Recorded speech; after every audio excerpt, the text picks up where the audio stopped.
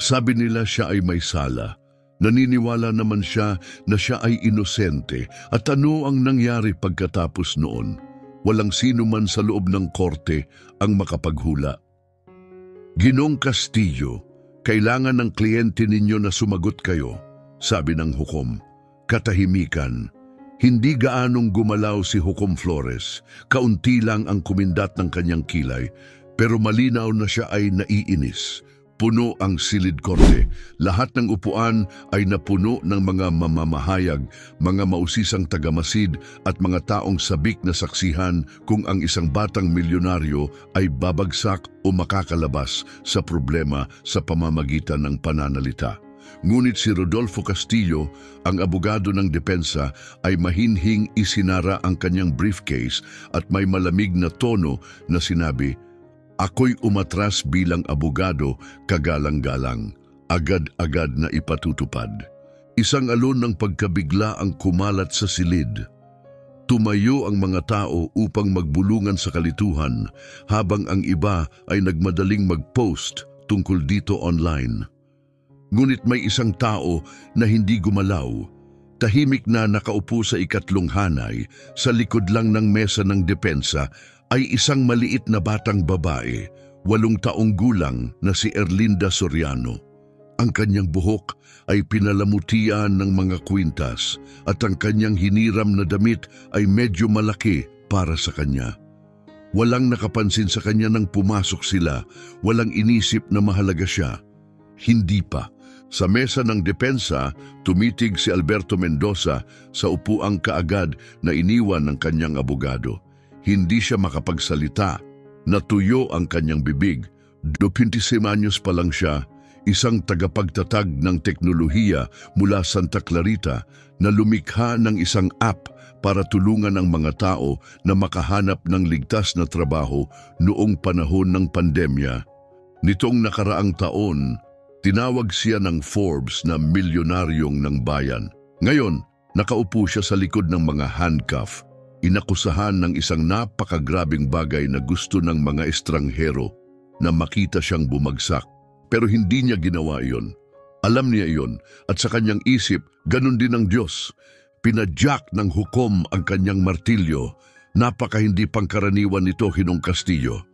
"Naiintindihan ko po, kagalang-galang," sagot ng abogado. "Ngunit wala na akong ibang sasabihin. Hindi ko kayang ipagtanggol ang isang kliyenteng hindi magiging tapat sa akin." Pakiramdam ni Alberto ay parang sinuntok siya sa tiyan. Hindi na mahalaga kung sinabi niya ang katotohanan, wala naman naniniwala sa kanya. Biglang may maliit na tinig na umalingaw-ngaw mula sa gitna ng silid. Kaya kong ipagtanggol siya. Natahimik ang buong silid, yumuko si Hukom Flores pasulong litong-lito. "Ano ang sinabi mo?" Dahan-dahang tumayo si Erlinda, nangangatog ang kanyang boses, ngunit hindi siya umupo muli. "Sabi ko, kaya kong ipagtanggol siya."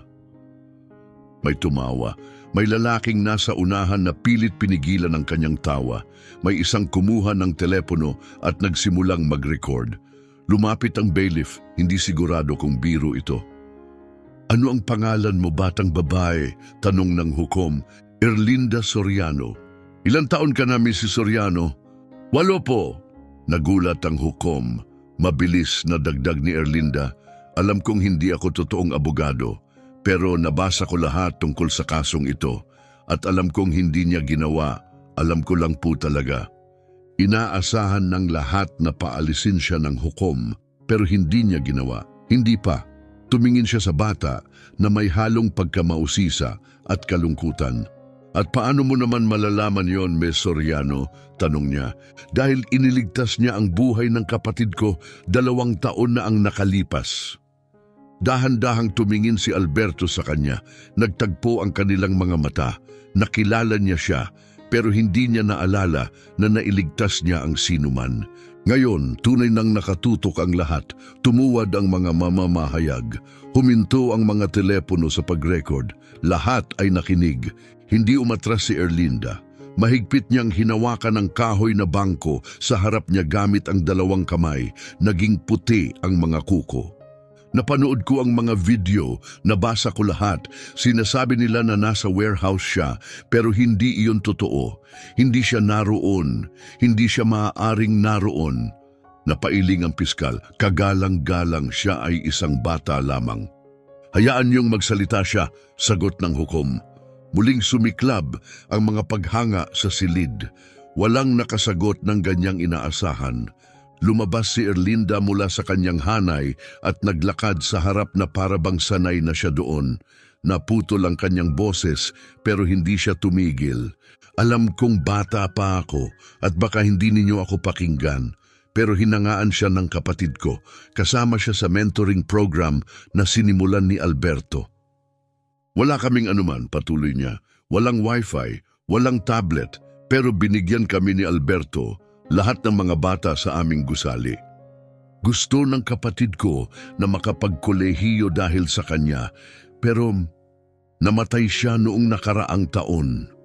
Napahinto ang silid korte. Gusto kong magsalita para kay Alberto, sabi ni Erlinda, dahil walang iba ang magsasalita para sa kanya. At kung hindi ko magawa, baka hindi talaga mahalaga sa hukuman na ito ang katotohanan. Umupo si Hukom Flores ng malalim, halatang naantig. Hindi makatingin palayo si Alberto sa kanya. Nag-alinlangan ang bailiff at patuloy ang pag-ikot ng mga kamera. Sa loob ng 3 minuto, ang paglilitis na tila isang malinaw na kaso ay naging ganap na kakaiba. Pero wala pa ring nakakaalam kung gaano kalalim ang koneksyon ng batang ito at ng batang milyonaryo. Maging sila mismo. At ang pinakamalaking sorpresa, walang nagpaalis sa kanya na bigla ang lahat. Pinayagan ni Hukom Flores si Erlinda na umupo sa isang bangko malapit sa harap habang ang bailiff ay nagbulong ng mabilis sa clerk. Samantala, sa online, pinapanood ng buong mundo ang isang nanginginig na live stream mula sa telepono ng isang tao. Isang bata ang tumayo sa korte at inalok na ipagtanggol ang isang milyonaryo. Ito ang klase ng sandali na gustong-gusto ng internet, purong clickbait gold at kumalat na parang wildfire. Tahimik na nakaupo si Alberto, nakakadena ang mga kamay, nakatingin sa maliit na batang babae na gumawa ng bagay na hindi nagawa ng iba, kahit ng sariling abogado niya. Gusto niyang magpasalamat sa kanya, pero para bang imposibleng makabigkas ng salita. Hindi pa nga siya kilala ng bata, o baka kilala niya. Nagbibigay tayo ng 20 minutong recess, huling anunsyo ni Hukom Flores. Matatag pa rin ang tono niya pero may halong pagkamausisa. At sino man, hanapin niyo ang magulang o tagapag-alaga ng batang ito bago ako lumabag sa lahat ng alituntunin. Tumunog ang martilyo at sumiklab ang bulungan at tanong habang palabas na ang mga tao. Pero hindi gumalaw si Erlinda. Nakatingin siya kay Alberto, parang sinusubukang basahin ang lahat ng lihim na tinatago nito. 2 oras lang ang nakalipas, nagsimula ang araw niya tulad ng dati. Amoy pa rin ng pritong manok ang isa niyang kwarto sa apartment at tumatakbo sa lumang TV ang rerun ng paboritong game show ng lola niya. Si Lola Teresa natutulog sa lumang sofa, dahan-dahang humihinga gamit ang tubo ng oxygen, kasabay ng malumanay na paghilik. Tahimik na gumagalaw si Erlinda sa paligid niya. May pasok siya sa paaralan pero napagpasyahan na niyang hindi siya pupunta. Hindi ngayon, mahalaga ang araw na ito. Isinuot niya ang luma niyang denim jacket at kinuha ang bag. Hindi para sa paaralan, kundi para sa laman nito. Wala siyang dala na libro o notebook. Isang spiral-bound na journal lang na puno ng mga artikulo tungkol kay Alberto Mendoza. Pinaprint niya lahat mula sa library nitong mga nakaraang linggo. Hindi dahil kailangan, kundi dahil determinado siyang maintindihan. Para sa karamihan, si Alberto ay isa lamang mayamang lalaki na nahuli sa isang masamang gawain. Pero para kay Erlinda, iba ang nakikita niya. Siya ang nagdala ng liwanag sa buhay ng kapatid niyang si Nestor kahit sandali lang. Si Nestor ay 17 lamang nang sumali siya sa Tech Mentorship Program na sinponsor ni Alberto. Nagbigay ito sa kanya ng layunin, isang laptop at pag-asa sa kinabukasan na lagpas sa maliit nilang mundo sa East St. Louis. Pero bago niya matapos ang programa, nasawi si Nestor, isang pamamaril sa labas ng tindahan ang maagang nagtapos sa kwento niya. Hindi kailanman sinisi ni Erlinda si Alberto. Paano naman? Sa halip nakita niya itong nag-iisang totoong nagmalasakit. Ngayon, gusto ng mundo na ipakulong siya sa isang bagay na alam ni Erlinda sa kaibuturan ng puso niyang hindi ginawa ni Alberto. Paano mo naman nalaman, Erlinda? Tanong ng mga bata sa paaralan kapag sinabi niyang inosente siya. Hindi siya sumagot, pero alam niya sa sarili niya, naniniwala si Alberto kay Nestor at siya naman mas naniniwala kay Alberto kaysa sa sino man kailanman naniwala sa kanya. Kaya nag-skip siya ng klase, naglakad papunta sa korte, tahimik na umupo sa gallery, naghihintay, nanonood, nakikinig. At nang iniwan siya ng abogado ni Alberto, may kumabog sa loob niya. Kung walang ibang lalaban para sa kanya, siya na ang lalaban. Sa hallway nagpapatuloy ang gulo, hinahabol ng mga reporter ang sino mang maaring makakilala sa batang babae na nagsalita. Pero nakayuko lang si Erlinda nang tinulungan siya ng court officer papunta sa isang pribadong waiting room. "Anak, sino ang nag-aalaga sa'yo?" tanong ng officer ng mahinahon. "Ang lola ko, nasa bahay siya," sagot ni Erlinda. "May numero ba siya?" Tumango siya at isinulat ito sa punit na papel. Tinawagan ng officer, pero walang sumagot. Mahimbing ang tulog ni Lola Teresa kapag kailangan niya ito. Kaya naupo si Erlinda, nililibot ang mga paa, yakap-yakap ang notebook sa dibdib. At pumasok siya, si Alberto. Nakakadena pa rin, tinutulungan ng dalawang deputy pero nakatingin ng diretso sa kanya. "Ikaw," mahina niyang sabi, parang nagtatanong kung totoo ba siya. "Bakit mo ginawa yon?" Tumingin si Erlinda at nag-shrug, "Dahil alam kong hindi mo ginawa." Namulat si Alberto, nagulat, "Pero hindi mo pa nga ako kilala." "Kilala kita," sagot niya. "Tinulungan mo ang kapatid ko." Nagpalitan ng tingin ang mga deputy, naguguluhan. "Ano pangalan mo?" tanong ni Alberto. "Erlinda." "Pasensya na sa nangyari sa kapatid mo," bulong niya. "Hindi ko alam." Tumango si Erlinda, parang inaasahan na niya iyon. "Binigyan mo siya ng isang bagay na walang iba ang nagawa. Mahalaga iyon." Bubukas ang bibig ni Alberto para magsalita, pero bago siya makapagsabi ng iba, dinadala na siya ng mga deputy palabas sa side door. Lumingon siya at ang tingin ay nagsabi ng hindi niya masabi sa salita. Nanatili si Erlinda na nakaupo, mahigpit na yakap ang notebook, tumitibok ang puso. Kapag binigyan siya ng pagkakataon ng hukom na magsalita, handa na siya. Nasa isip niya lahat ng petsa, pangalan at ebidensya. Determinado siyang makuha ang kanilang pakikinig. Pero hindi niya alam na ang pagtindig para kay Alberto ay magdadala sa kanya sa isang mas delikado at komplikadong sitwasyon kaysa sa inaakala niya. Bago pa ang korte, bago ang mga headline at mga posas, kumpleto na ang buhay ni Alberto Mendoza.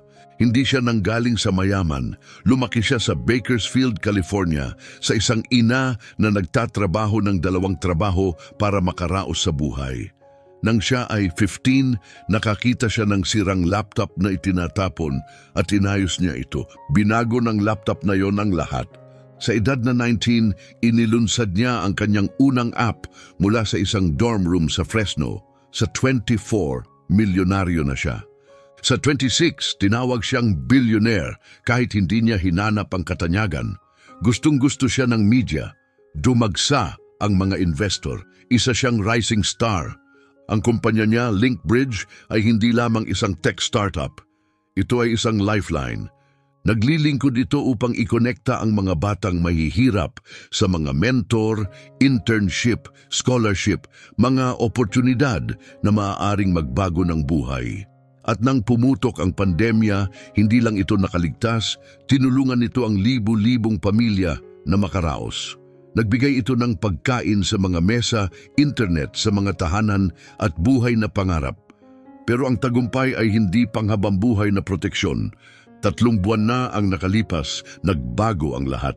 Nagkaroon ng sunog sa isang lumang warehouse sa St. Louis. Nang dumating ang mga bumbero, may isang lalaki sa loob. Malubhang sugatan, halos hindi na makahinga. At doon nagsimula ang pagbagsak ni Alberto sa mundo. Ang lalaking yun sa warehouse, si Mario Reyes, isang business competitor ni Alberto na madalas nilang nag-away dahil sa mga nanakaw na ideya at patente. May kasaysayan sila. At sa parehong gabing nakita si Mario na halos hindi nabuhay. May nagsabing nakita raw si Alberto malapit sa lugar. Kumalat ang kwento na parang wildfire.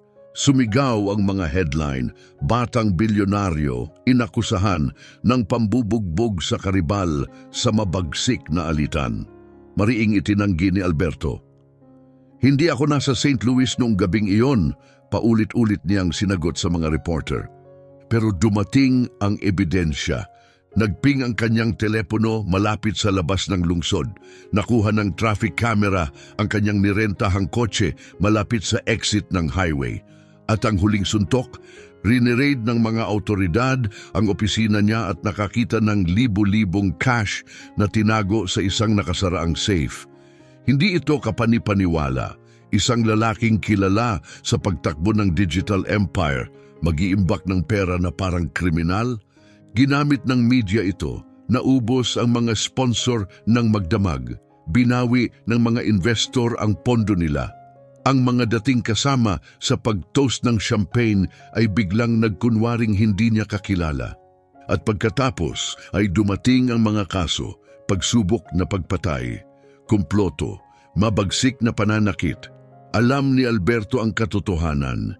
Hindi niya hinawakan si Mario Reyes. Wala siyang ideya kung paano napunta ang lalaki sa gusaling iyon, pero hindi na mahalaga iyon. Ang ebidensya ang nagbigay sa kanya ng hitsura na siya ay nagkasala, malakas at maliwanag na parang flashing lights. At habang mas pinipilit niyang ipagtanggol ang sarili, lalo siyang nalunod. Naniniwala na ang mga tao na siya ay nagsisinungaling. Isang tao lang ang nanatili sa kanyang panig, si Rodolfo Castillo, ang kanyang abogado. Pero siya rin ay umalis kaninang umaga. Ang 20-minutong recess ay naging higit sa 1 oras. Nakaupo si Alberto sa isang holding room, nakatitig sa puting cinder block ng mga pader. Hindi siya relihiyoso, pero nanalangin siya, mahina, umaasang may isang tao kahit sino na maniniwala sa kanya. Biglang bumukas ang pinto, pumasok ang isang deputy. May 5 minuto ka. Tumingin si Alberto at naroon siya muli. Si Erlinda. Maliit, seryoso, may malalaking matang determinado at mahigpit na hawak ang kanyang notebook sa dibdib na parang kalasag. "Paano ka nakabalik dito?" tanong ni Alberto. Nag-alsa balikat ang deputy. Sabi ng hukom, hayaan siyang magsalita. Halos natawa si Alberto. Nakakatawa ang buong sitwasyon. Lumakad si Erlinda palapit. "Bakit umalis ang abogado mo?" tanong niya. Buntong hininga si Alberto. "Dahil tumanggi akong magsinungaling. Gusto niyang aminin ko na nandyan ako pero hindi ko ginawa ang akusasyon." "Kaya nandyan ka ba?" tanong niya. "Hindi." Matindi ang tinig niya. Pagkatapos ay humina, parang pagod. "Hindi ako nandyan." Tiningnan siya ni Erlinda na para bang nilulutas ang isang palaisipan. "Kaya bakit nagping ang telepono mo malapit sa St. Louis?" "Hindi ko alam," sabi ni Alberto, hinihimas ang mga nakakadena niyang pulso. "Parang niloko ako." "Sino? Sana malaman ko." Binuksan ni Erlinda ang notebook niya. Puno ito ng mga sulat kamay, mga clipping ng balita, mga tala na isinulat niya sa gilid. Inaral niya ito na parang kaso. "Nagbigay ka ng mga laptop, nagbayad ka para sa mga summer camp, tinulungan mo ang mga bata na makakuha ng scholarship," sabi niya. "Oo, ano ngayon?" ang sagot ni Alberto. "Hindi ka parang taong gagawa ng ganong kasuklam-suklam na bagay." Ngumiti siya ng mapait. "Subukan mong sabihin yan sa mundo." "Sasabihin ko," sagot ni Erlinda ng may kumpiyansa. Namulat si Alberto. "Sa tingin mo ba may makikinig talaga sa'yo?" Mas mabuti pa, sagot niya ng matapang, dahil hindi ako nagsisinungaling. Sa unang pagkakataon sa napakatagal na panahon, nakaramdam si Alberto ng isang bagay na hindi inaasahan, pag-asa. Nakakatuwa talaga ang makakita ng pag-asa sa isang 8 taong gulang na may mga kwintas sa buhok at pusong naglalagablab. Bago pa man hinila siya palabas ng deputy, yumuko si Alberto. "Erlinda, bakit mo ginagawa ito? Seryoso?" Tumingin siya ng diretso sa mga mata niya dahil walang naniwala sa kapatid ko noon. Natunganga si Alberto. "Anong ibig mong sabihin?" Bahagyang napasinghap ang boses niya. Nang mamatay si Nestor, sinabing isa lang siya sa mga gang kid. Pero hindi siya ganon. Gusto niyang mag-code. Nangarap siyang magtrabaho sa iyo balang araw at walang nagmalasakit. Hindi ang pulis, hindi ang balita, mali ang pagkukwento nila sa kwento niya. Kaya ngayon, ikukwento ko naman ang sayo. Tumingin ang deputy sa relo, tapos na ang oras. Habang dinadala si Alberto palabas, nilunok niya ng malakas ang laway. Hindi niya alam kung matutulungan siya ni Erlinda. Pero sa sandaling iyon, alam niya ang isang bagay. May isang tao na nakakita sa kanya bilang higit pa sa isang headline. Hindi pa nila alam, pero ang katotohanan sa likod ng nangyari sa warehouse ay mas masahol pa kaysa sa kanilang inaakala. Sa loob ng korte, tumindi ang tensyon nang bumalik si Hukom Flores sa kanyang pwesto. Lahat ay yumuko pasulong, naghihintay. Patuloy ang pag-roll ng kamera. Sumabog ang social media. Lagana ang mga hashtag, "Siyan Batang Abogado", "Siyan Free Alberto", "Siyan Sino si Erlinda". Tumayo ng tuwid si Erlinda nang tawagin ng hukom ang katahimikan sa silid. Nakayuko ang mga paa niya sa hangin, pero ang tingin ay matatag. Handa na siya. "Binibiro kita, Gingi Soriano", panimulang sabi ni Hukom Flores, "hinahangaan ko ang iyong tapang. Pero hindi ka autorisadong kumatawan sa sino man dito sa silid korte." "Alam ko po, Ginoo", mabilis na sagot ni Erlinda. "Hindi po ako nagtatangkang maging abogado. Gusto ko lang po sana makinig kayo sa akin, pakiusap." Tahimik na pinagmasdan siya ni Hukom Flores nang matagal na may tensyon.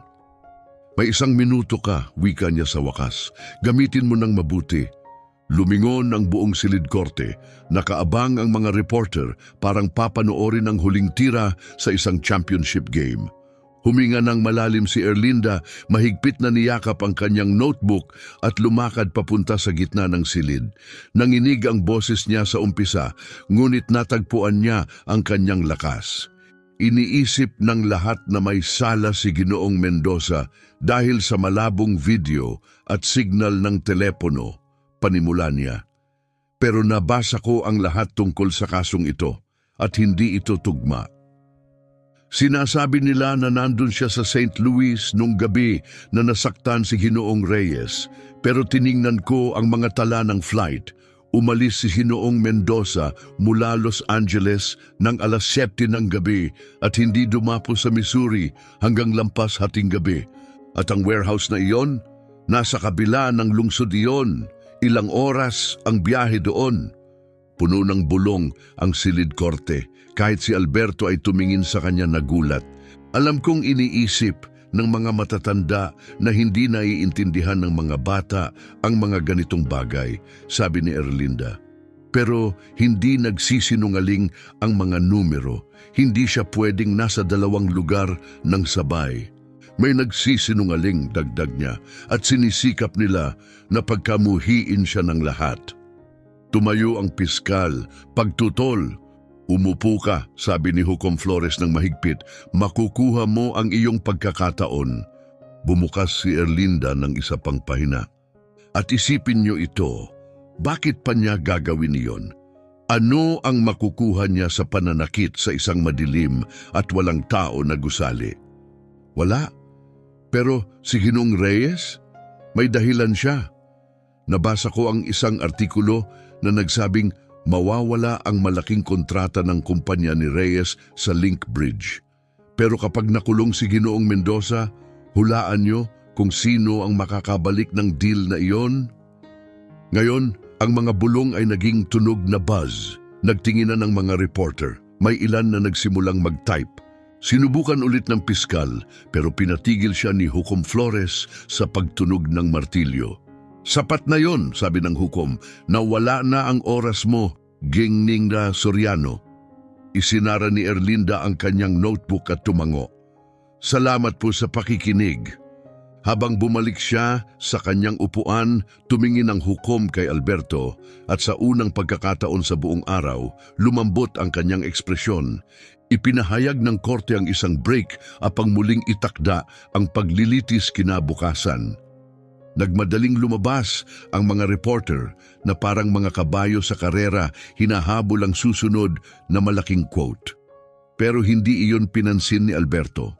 Nakatuon ang pansin niya sa maliit na batang babae na tahimik na nakaupo yakap-yakap ang notebook na tila naglalaman ng lahat ng kanyang paniniwala. Sa labas kulay kahel ang langit habang lumulubog ang araw. Puno ng kumikislap na ilaw, mikropono at sigawan ang hagdan ng korte. Sa gitna ng lahat nag-iisa si Erlinda, nililingon ang mga tao para sa isang kilala. Wala siyang telepono pero alam niyang hahanapin siya ni Lola. Tapos, Erlinda! Lumiko siya sa tawag at nakita niya ito, matangkad, pagod, hingal, may scarf sa ulo, si Lola Teresa. Mabilis siyang kumilos para sa taong may masakit na mga tuhod. Anak, ano ang iniisip mo? Sabi ni Teresa, niyakap siya ng mahigpit. Pinag-uusapan ka ng buong lungsod.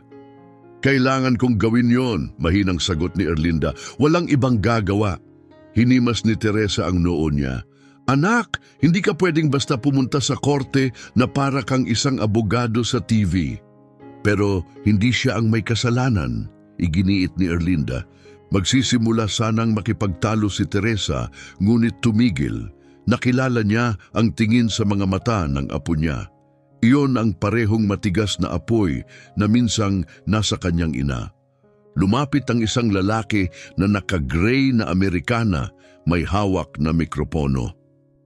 Erlinda, Teresa, mula kami sa Channel 5. Pwede ba kaming kumuha ng mabilis na pahayag? Lumabas si Teresa bilang proteksyon sa harap ni Erlinda. Hindi ngayon. Hawak ang kamay ni Erlinda, dinala niya ito pababa sa hagdan ng korte. Hindi pinapansin ang sigawan, mga flash at atensyon. Hindi nila nakita ang itim na SUV na nakaparada sa kabilang kalye. Sa loob nito, may lalaking nakaupo sa anino, nakasubsob ang sombrero sa mukha. Mahigpit niyang pinagmamasdan sila. Nag-vibrate ang kanyang telepono. Sumagot siya ng isang salita. Problema, sa gabing yon, nasa bahay nakaupo si Erlinda sa gilid ng kama habang naglalakad-lakad ang kanyang lola sa maliit nilang apartment. Malakas ang TV, pinapalitan ng mga balitang tungkol sa talumpati ni Erlinda na parang trailer ng pelikula. Umupo si Teresa sa tabi niya. Anak, bakit mahalaga ito sa'yo? Tanong niya ng mahinahon. Talaga? Tinitigan ni Erlinda ang basag na pintura sa dingding. Dahil nagmalasakit siya, sagot niya. Sa amin, kay Nestor, wala nang ibang nagmalasakit. Lumambot ang mukha ni Teresa. Akala mo ba ang pagtulong sa lalaking ito ay maibabalik si Nestor? Hindi, mahina niyang sagot. Pero siguro, hindi siya namatay ng walang saysay. Buntong hininga si Teresa at niyakap siya. Sa unang pagkakataon ng araw na iyon, pinayagan ni Erlinda na pumatak ang luha. Sa kabilang dako ng bayan, nakahiga si Alberto sa manipis na kutsyon ng selda, nakatingin sa kisame. Paulit-ulit na umuulit sa isip niya ang mga salita ni Erlinda. May nagsinungaling, naniniwala siya sa kanya. Pero sino? Naputol ang isip niya nang lumapit ang isang gwardiya sa rehas. May bisita ka. Umakyat si Alberto nakasimangot. Nang gabing ito pa ba? Bulong ni Alberto habang nakaupo sa gilid ng bangko. Hindi sumagot ang gwardya, binuksan lang ang pinto at sinalubong siya na lumakad pasulong. Pumasok si Alberto sa kwarto para sa mga bisita at nanlumo. Nakapwesto sa kabilang gilid ng salamin, tahimik na naghihintay ay isang mukha na hindi niya inakalang muling makikita niya. Nang magtagpo ang kanilang mga mata, tila huminto ang hangin sa dibdib ni Alberto. Antonio, bulong niya. Si Antonio Salazar, ang matalik niyang kaibigan noong kolehiyo. Ang orihinal niyang kasosyo sa negosyo, ang taong minsang pinagkatiwalaan niya ng lahat, hanggang sa pinaghiwalay sila ng pera, pride at kapangyarihan. Hindi sila nagkausap ng halos 2 taon. Nakahiga si Antonio sa kanyang upuan, kampante at mayabang. Mukha kang nilamon ng lupa Dahan-dahang umupo si Alberto. Kumalog ang mga posas niya sa ibabaw ng mesa. Anong ginagawa mo dito? Tanong niya, pinipilit magpakakalma. Binibisita ko lang ang matagal ng kaibigan. Sagot ni Antonio, may ngiting pang-aasar. Oo, kung ano man ang natira sa kanya. Nilingon ni Alberto ang panga niya. Ikaw ang may gawa nito. Tumawa si Antonio. Mag-relax ka, detective. Hindi ako bumaril kay Reyes. Hindi ako ganun kalokong tao. Pero gusto mong akuin ko ang kasalanan. Ikiniling ni Antonio ang ulo, nagtataka. Hanggang ngayon gusto ko pa rin. Lumuha ang sikmura ni Alberto. Bakit, Antonio? Binigyan kita ng lahat, inilapit kita sa link bridge nang walang ibang naniniwala. Inilapit mo ako, yani Antonio, tapos itinulak mo palabas. Kumilos ka na parang mas mataas ka sa akin, kaya naghahanap ako ng taong tunay na nagmamalasakit sa akin. Si Reyes, bulong ni Alberto habang dahan-dahang nauunawaan. Bingo! Ngiti ni Antonio habang yumuko. Gusto niyang mawala ka sa daan. Gusto ko ng paghihiganti. Naging epektibo ito para sa amin pareho. Umiikot ang ulo ni Alberto. Pinagsamantalahan mo ako. Ginamit mo ang telepono ko, ang sasakyan ko. Kinopya ko ang SIM card mo. Hindi mahirap, sagot ni Antonio. Ang rental car, iyan ay pasalubong. Tumawa siya. Dapat mo nang makita ang mukha mo nung dumating ang pulis. Ang ganda. Akala mo ba makakalusot ka? Tanong ni Alberto, nanginginig ang boses.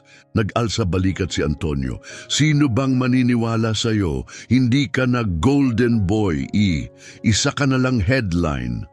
Bukas, hindi ka na magiging mogul, isang statistic na lang. Nanginginig ang mga kamay ni Alberto sa ilalim ng mesa. Bakit mo sinasabi lahat to? Tumayo si Antonio, inayos ang kanyang Amerikana. Dahil gusto kong malaman mo, hindi ito malas. Ako ang may gawa. Bumalik ang gwardya para samahan si Alberto palabas. Hindi siya lumaban.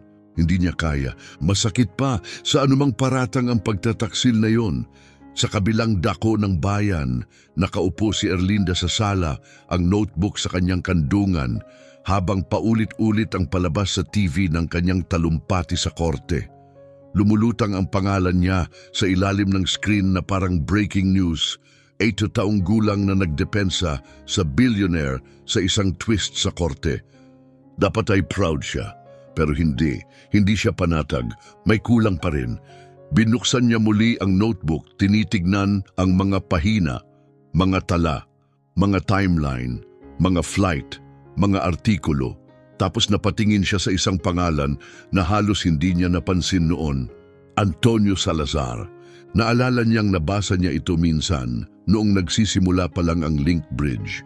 Kasama siya sa orihinal na koponan, pero pagkatapos, wala na. Isang kaso sa korte, tapos katahimikan. Hanggang ngayon, Lola, mahina niyang bumulong habang ginugulat si Teresa.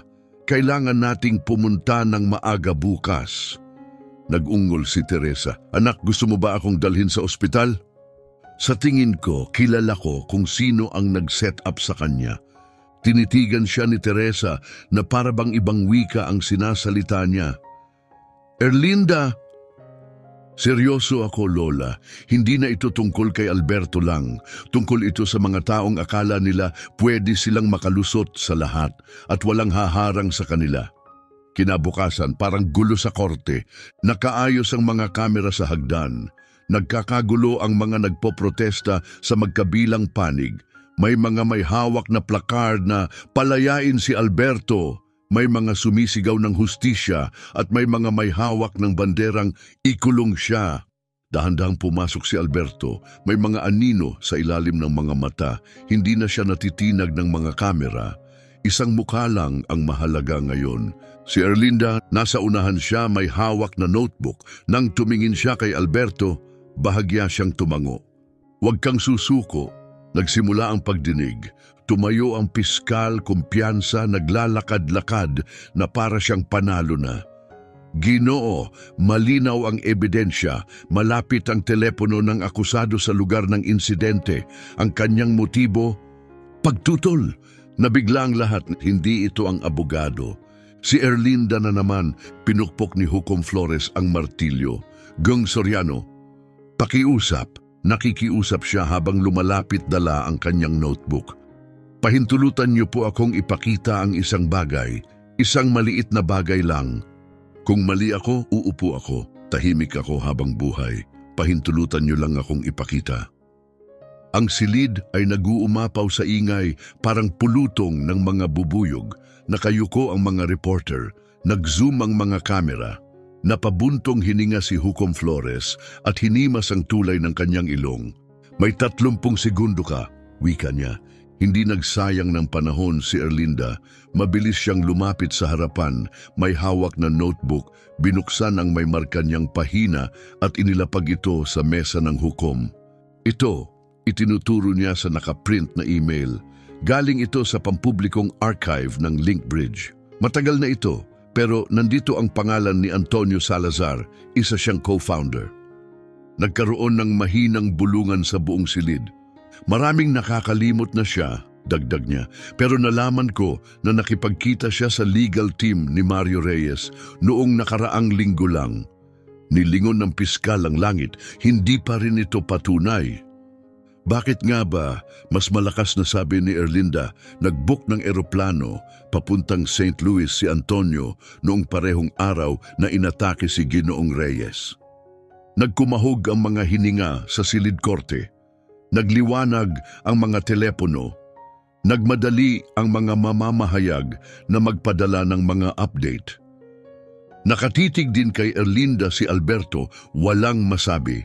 Paano niya nahanap iyon? Lumiko si Hukom Flores. "Totoo ba ito, tagapagsalita?" Natungal-tungal ang piskal. Hindi ko ito alam." "Mas mabuti pang malaman mo," sabi ng hukom ng mahigpit. "Magpapahinga muna tayo ng 2 oras habang nire-review ko ang ebidensyang ito." Pinukpok niya ang martilyo, sumiklab ang silid. Habang dinadala ng mga deputy si Alberto palabas, nagtagpo ang kanilang mga mata ni Erlinda. Hindi siya nagsalita. Hindi na kailangan. Sapat na ang pag-asa sa mga mata niya. Sa unang pagkakataon, sa matagal na panahon, naniwala si Alberto, baka nga ay makakalaya siya. Ngunit hindi alam ng lahat na hindi pa tapos si Antonio Salazar at maaaring mapanganib ang susunod niyang galaw. Makaraan ng 2 oras, siksikan ang korte. Bumubulong ang mga reporter na parang hangin na humahaplos sa mga dahon. Hindi mapigilan ng social media ang pagbaha ng balita. Kumakalat ang mga teorya ng mabilis. Sino si Antonio Salazar? Binuksan ba ng batang ito ang buong kaso? Pagbalik ni Hukom Flores, naging napakatindi ng katahimikan. Halos marinig mo ang tensyon sa dibdib ng mga tao. Pagkatapos suriin ang mga dokumentong isinumite, panimula niya, may seryosong pagdududa ang hukuman sa pagiging maaasahan ng ebidensya ng Estado. Tumingin siya ng matindi sa piskal at higit pa sa lawak ng pagsisiyasat ng kasong ito. Namula ang mukha ng piskal, kaya pagpapatuloy ni Hukom Flores, iniutos ko ang agarang pagpapalaya kay Ginoong Alberto Mendoza sa piyansa. Dagdag pa rito, hinihingi ko ang formal na investigasyon sa kilos ni Ginoong Antonio Salazar. Sumabog ang silid. Nag-flash ang mga kamera mula sa lahat ng direksyon. Sumigaw ang mga tao. Nagpaligsahan ng mga reporter papalabas na parang may nagpatugtog ng panimulang baril sa karera. Pero sandali lang nananatiling tahimik si Alberto, gulat pa. Pagkatapos ay narinig ang tunog ng mga posas na tinanggal. Nawalang ang mga kawit, Malaya na siya, lumiko siya at nakita siya. Si Erlinda nakatayo sa isang bangko para makita siya sa ibabaw ng tao, nakangiti ng malawak na para bang mapuputol ang mukha niya sa sobrang saya. Diretso si Alberto sa kanya, nagwala ang mga kamera, pero hindi niya pinansin. Yumuko siya, nagtagpo ang kanilang mga mata, nanginginig ang boses. "Ililigtas mo ako," umiling si Erlinda. "Hindi, iligtas mo si Nestor. Tinapos ko lang ang sinimulan niya." Natutuyo ang mga luha sa gilid ng mga mata ni Alberto. Ipinagmamalaki ka niya. Nagningning ang ngiti niya at bumalik. "Sana nga." Lumapit si Lola Teresa na nakangisi. "Alam mong marunong kang magdulot ng gulo, anak." Tumawa si Erlinda. "Galing siguro yan sa'yo." Sa labas, hindi tumigil ang gulo. Dumagsa ang mga reporter sa hagdan ng korte, sumisigaw ng mga tanong.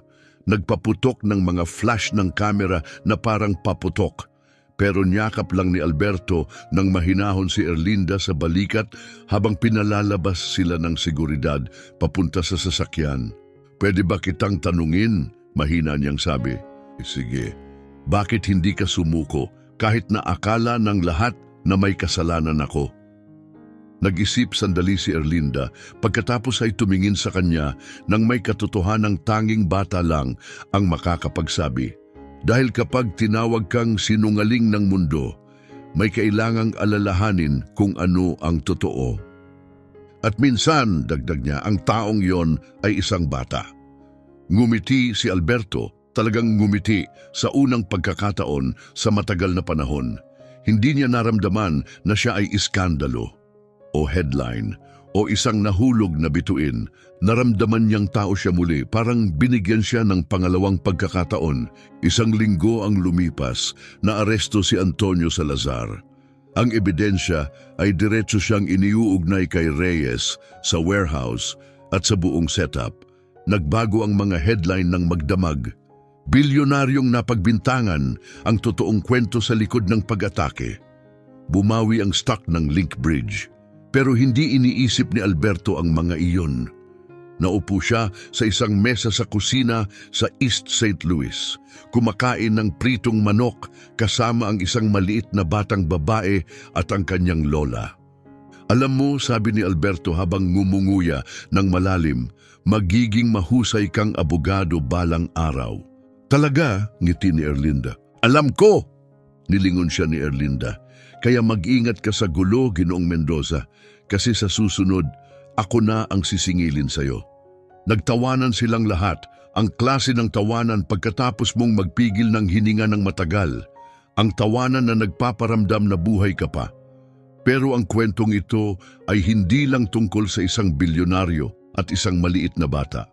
Ito ay tungkol sa katapatan, tungkol sa pagtindig kapag walang ibang gagawa nito, tungkol sa paniniwala sa isang tao kahit na bumaligtad ang buong mundo laban sa kanya. Kaya kung may isang bagay kang tatandaan sa kwentong ito, sana ito ang maging ito. Huwag maliitin ang kapangyarihan ng iyong tinig. Kahit ang pinakamaliit na tinig ay kayang umalingawngaw ng malakas upang baguhin ang buhay. At kung pinapanood mo ito ngayon, tanungin kita, kung may nakita kang tao na mawawalan ng lahat dahil walang naniwala sa kanya, ikaw ba ang lalakas loob na magsabi, "Ako ang magtatanggol sa kanya"?